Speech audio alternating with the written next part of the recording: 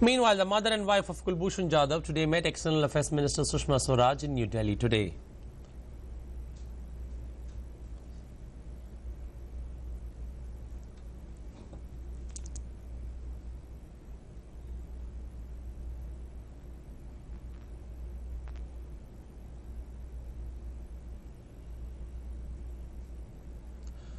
Well, for more on this, we are joined by our correspondent Siddhant Sibal. Siddhant, give us a sense of this particular meeting. It started at roughly around 9:30, ended at close to 12:15. What exactly transpired there when the family met the External Affairs Minister? Well, Anil, right, I'm standing in front of the residence of the External Affairs Minister, and as you have already told the viewers that the meeting started at 9:30 and lasted for a pretty long time. It got over at like 12:15, and right now they're at the Jawaharlal Nehru Bhavan MEA headquarters. There is a debriefing happening there, expected it with the intelligence officers there. And of course, what we saw yesterday was more of a drama by the Pakistani government. It was choreographed, scripted at the Pakistan's Ministry of Foreign Affairs, and we saw this media circus also happening in front of the MOFA office, with the media, of course, indulging in derogatory questions to the elderly mother and the wife of Kulbhushan Jadhav, the Indian official who was kidnapped by the Pakistan notorious ISI from Iran. And of course, today's debriefing was to get a sense of what happened yesterday.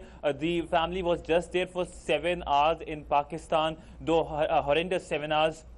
And to get a sense of what happened during the meeting, the conversation, we saw those visuals of a glass separation partition between the family and, of course, Kulbhushan, and of course a lot of cameras, and through an intercom they can talk. So you can see the choreographed event. Though it was called as a humanitarian gesture, it wasn't a humanitarian gesture. It was more of a joke by the Pakistani establishment. And of course, there was a grand finale to this entire thing with the briefing by the Pakistan spokesperson, who was who obviously took a lot of questions, in which he answered the fact that this is not the first, this is not the last meeting which took place. More such meetings are expected in 2018. Siddhant, give us a sense, when you're talking about a future meeting with Kulbhushan Jadhav possible, is that from a perspective of a consular access, or is that from a perspective of the mother and wife getting another chance to meet him maybe in 2018? Well, Anil, consular access is something which India has been asking for many times. There was a flip-flop by the Pakistani establishment with the Pakistani foreign minister in saying to a private channel there that yes, this meeting was a consular access, but the spokesperson contradicted him and said that this is not an consular access. Of course, India has been demanding it, but we really don't know whether the Pakistani side is willing to give consular access.